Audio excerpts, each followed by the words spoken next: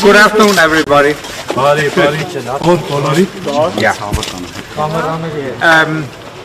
I'm very pleased to visit Armenia. Last time I visited Armenia was in 2012 as Secretary General of NATO. Հայաստան վերջի անգամ այցելել եմ Հայաստան 2012 թվականին որպես ՆԱՏՕ-ի գլխավոր քարտուղար.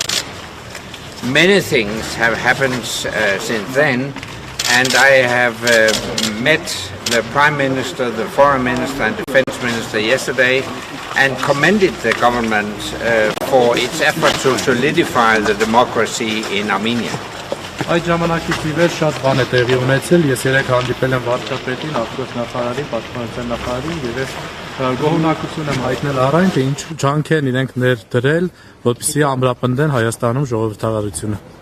I'm here on the invitation of the Armenian government to try and help the Armenian government strengthen the ties between Armenia and the European Union and the West in general. Ես այստեղ եմ Հայաստանի Հանրապետության կառավարության հրավերով, որպեսզի օգնեմ կառավարությանը ամրապնդել կապերը Արևմուտքի հետ, Եվրամիության հետ, առհասարակ.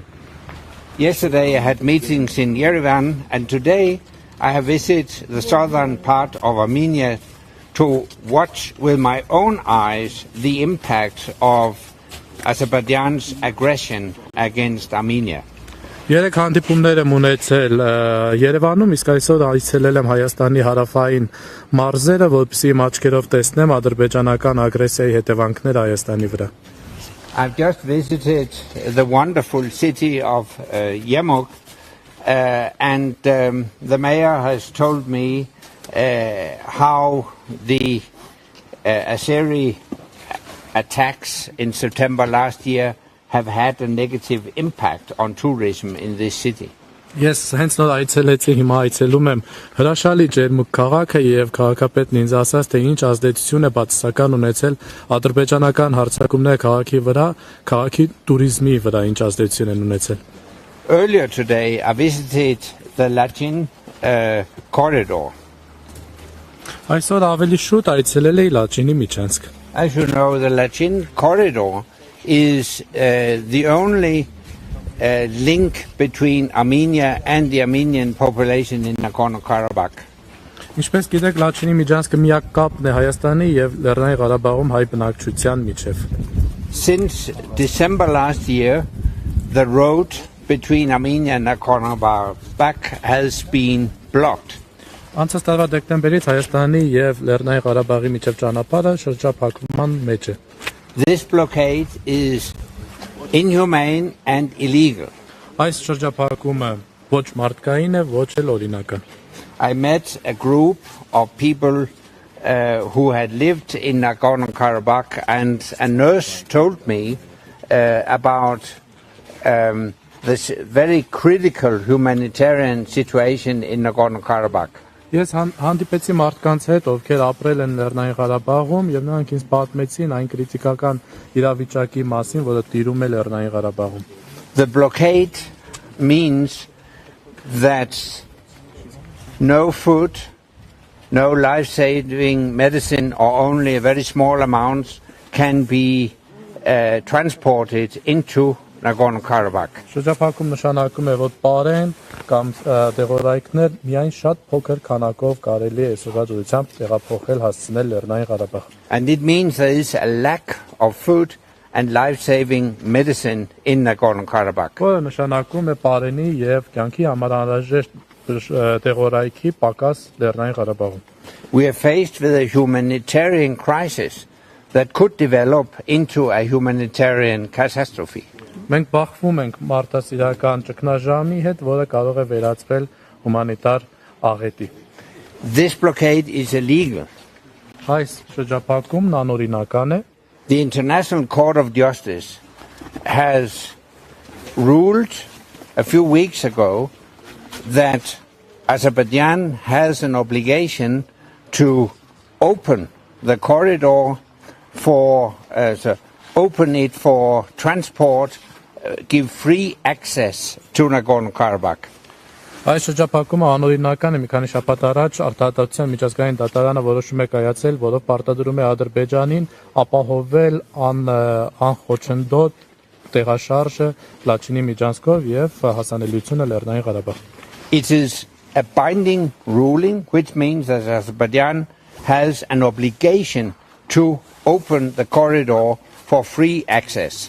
Որոշումը պարտադիր է, որը նշանակում է, որ Ադրբեջանը պարտավոր է բացել միջանցքը ազատ հասանելիության, ազատ տեղաշարժի համար։ That's why I send a very clear message today to President Aliyev of Azerbaijan: dissolve the blockade today, immediately. Ուստի այսօր ես հստակ ուղերձ եմ ուղարկում Ադրբեջանի նախագահ Ալիևին եւ ասում եմ վերացրու շրջափակումը այսօր անհապաղ։ And with that, I'm ready to answer your question. Այսքանով ես պատրաստ եմ պատասխանել ձեր հարցերին։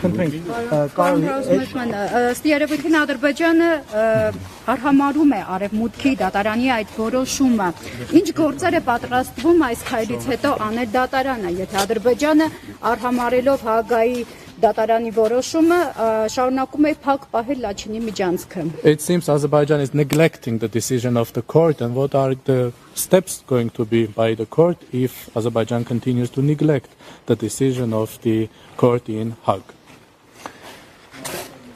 I think the most important step would be that the European Union puts a maximum of pressure on Azerbaijan. Կարծում ամենակարևոր քայլը կլինի, որ Եվրոմիությունը առավել ճնշում գործադրի Ադրբեջանի վրա։ The European Union has made an energy deal with Azerbaijan, and that could be used as a platform for a critical dialogue with the government of Azerbaijan. Եվրամիությունը Ադրբեջանի հետ էներգետիկ ոլորտի համաձայնության է եկել, որը կարող է նաև օգտագործվել որպես հարթակ քրիտիկական երկխոսության համար Ադրբեջանի իշխանությունների հետ։ It may be that President Aliyev is an autocrat like President Putin, but I believe that President Aliyev would not like to be put into the same position to become an international pariah like President Putin. Միգուցե նախագահ Ալիևը, ինչպես նախագահ Պուտինը, ավտոկրատ է, բայց չեմ կարծում, թե նախագահ Ալիևը կցանկանա հայտնվել նույն իրավիճակում, ինչ որ նախագահ Պուտինը եւ համարվել միջազգային, այսպես ասած, ահաբեկիչ, ագրեսոր։ That's why once again I urge President Aliyev to dissolve the blockade immediately.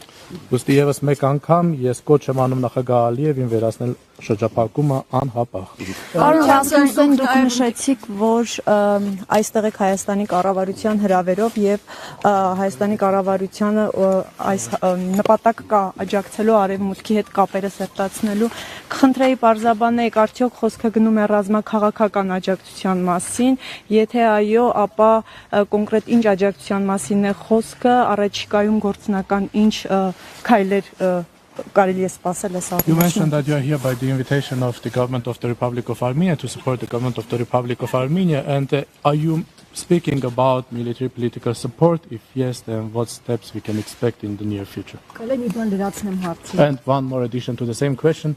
Եվ մենք գիտենք, որ նաև Rasmussen Global ընկերությունը կազմակերպությունը հիմա այս պահին 22 թվականի հունիսից սկսած նաև Ուկրաինայի նախագահի աշխատակազմի հետ է աշխատում, խորհրդատական գործունեություն է ծավալում։ Արդյոք նմանատիպ մի համագործակցությունել Հայաստանի հետ եք նախատեսում։ And we know that Rasmussen Global at the moment is, since I think 2022, is having a cooperation with the President's Office of Ukraine, and is the intention to have a similar cooperation with Armenia? Yes, it's our intention to have a very strong cooperation with the government of Armenia. Այո, մենք կցանկանանք շատ սերտ համագործակցություն ունենալ Հայաստանի կառավարության հետ։ And it's a kind of cooperation that is it has a very broad range. It covers a lot of issues. Եվ դա լայն համագործակցություն կլինի, որը լայն թեմաների շրջանակների կանդրադառնա։ Obviously, we're speaking about political support from the European Union. Բնականաբար խոսում ենք Եվրամիության կողմից քաղաքական աջակցության մասին։ I think, first of all, and here and now, it's essential that we raise awareness of the risk of a humanitarian crisis in Nagorno-Karabakh. Եվ կարծում որ այստեղ եւ հիմա շատ անհրաժեշտ է կարեւոր է որպեսզի մենք տեղեկացվածությունը բարձրացնենք այն մասին, որ Լեռնային Ղարաբաղում կա հումանիտար ճգնաժամ։ And the international community should put a maximum of pressure on Azerbaijan to solve this situation. Եվ միջազգային հանրությունը պետք է առավելագույն ճնշում գործադրի Ադրբեջանի վրա, որպեսզի այս հարցը լուծվի։ Next, we would also like to help the Armenian government elevate the level of dialogue, political dialogue with the European Union. Այնուհետև իհարկե մենք ցանկանանք աջակցել Հայաստանի Հանրապետության կառավարությանը, որպեսզի ել ավելի բարձր մակարդակի հասցնի Եվրամիության հետ քաղաքական երկխոսությունը։ And that includes also a dialogue on security policy. Որը նաև կներառի անվտանգության քաղաքականության թեմայով երկխոսություն։ The European Union has a broad range of tools that could be useful for Armenia. Եվրամիությունը լայն գործիքակազմ ունի, որը կարող է օգտակար լինել Հայաստանի համար։ And I think Armenia needs a much broader circle of international partners than today. Իսկ կարծում Հայաստանը ել ավելի լայն շրջանակների միջազգային գործընկերների շրջանակների կարիք ունի, քան կա այսօր։ Կներեք մի ճշտում ռազմաքաղաքական աջակցության ակնկալիք Հայաստանը հայտնել է։ Just to correct on my question, did Armenia express a need for military political support? In general, yes.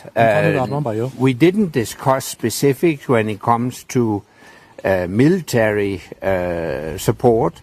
As Secretary General of NATO, I visited Armenia more than 10 years ago to thank Armenia for its contribution to NATO missions in Afghanistan and Kosovo.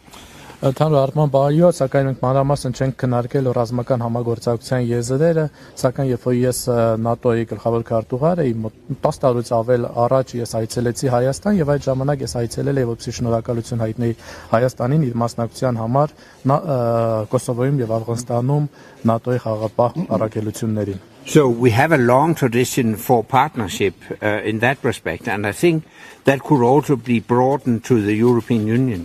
Այդ տեսակետից մենք ունենք գործընկերության բավականին երկար պատմություն, որը կարծում կարելի է ընդլայնել նաև ներգրավելով Եվրամիությունը։ For instance, the European Union has a European peace facility that could also be a framework for cooperation between Armenia and the European Union. Օրինակ Եվրամիությունը ունի եվրոպական խաղաղության, այսպես ասած, համակարգ, որը նաև կարող է հանդիսանալ համագործակցության շրջանակներ Հայաստանի եւ Եվրամիության միջև։ Մի հարց կարելի է պարոն Ռասմուսյանը որպես ՆԱՏՕ-ի նախկին գլխավոր քարտուղար խորհրդատվություն տալիս է ՆԱՏՕ-ի գործող ղեկավարությանը որևէ երկրի հետ կոնսուլտացիաներ անցկացնելուց հետո։ As former Secretary General of NATO, Mr. Rasmussen, do you consult NATO itself now on its interactions, on its cooperation with different countries?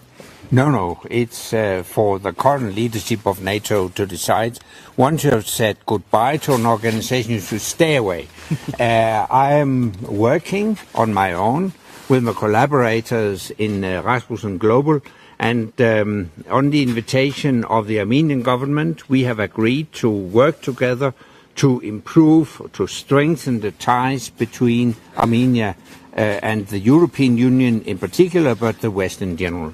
Ոչ մի դեպքում մենք ՆԱՏՕ-ն ինքնուրույն է որոշումներ կայացնում, ես բարձրապես այստեղ եմ Հայաստանի Հանրապետության կառավարության հրավերով, որպեսզի աջակցեմ ամրապնդել հարաբերությունները Եվրամիության եւ առհասարակ Արևմուտքի հետ։ Կներեք մեկ հարցելի։ We have one more question. Կներեք մի հարց։ Մեկ միջազգային բանակցություններում միջազգային միջնորդները կարևորում են Լեռնային Ղարաբաղի բնակչության անվտանգության, ինչպես նաև իրավունքների երաշխավորման անհրաժեշտությունը։ Դուք ինչ մեխանիզմներ եք տեսնում, ինչ մեխանիզմներով է հնարավոր երաշխավորել անվտանգությունը Լեռնային Ղարաբաղի բնակչության, ինչպես նաև իրավունքները։ In international negotiations, the international mediators are highlighting the importance of the rights and security guarantees for the people living in Nagorno-Karabakh, and what mechanism do you see for that?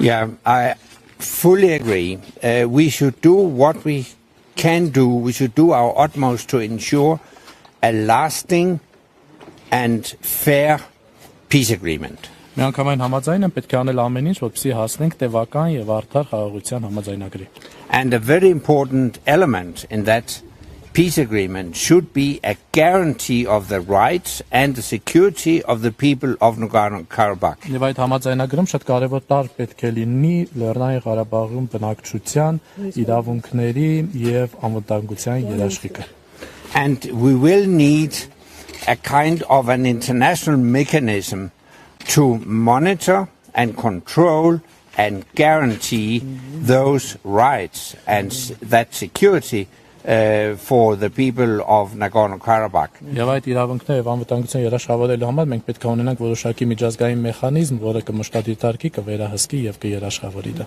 It remains to be seen exactly how that international mechanism will be composed, but ideally it would be peacekeeping force mandated by the United Nations. Մնում է տեսնել թե ինչպես կկազմվի այդ միջազգային մեխանիզմը, բայց կատարյալ կյանքում դա կլիներ միավորված ազգերի կազմակերպության մանդատը վայելող խաղաղապահ ինչ-որ կոնտինգենտ։ And let me add to that, a peacekeeping force with a robust mandate that actually allows that peacekeeping force to ensure that the rights and security of the people of Nagorno-Karabakh is guaranteed. Եվ թույլ տվեք ավելացնել, որ երբ որ ասում եմ խաղաղապահ կոնտինգենտ, դրանք պետք է ունենան հստակ առաքելություն եւ մանդատ, որպեսզի դա իրենց թույլ տա երաշխավորել Լեռնային Ղարաբաղի բնակչության իրավունքներն ու անվտանգությունը։ Քայլեր այս պահին ձեռնարկվում են այդ I'm very sorry, I think we have to leave it there. We have because we've got to get back to Yerevan. Yeah, Thank you. Yeah, I'm thank very you. sorry. Thank you. Thank you all. Sorry.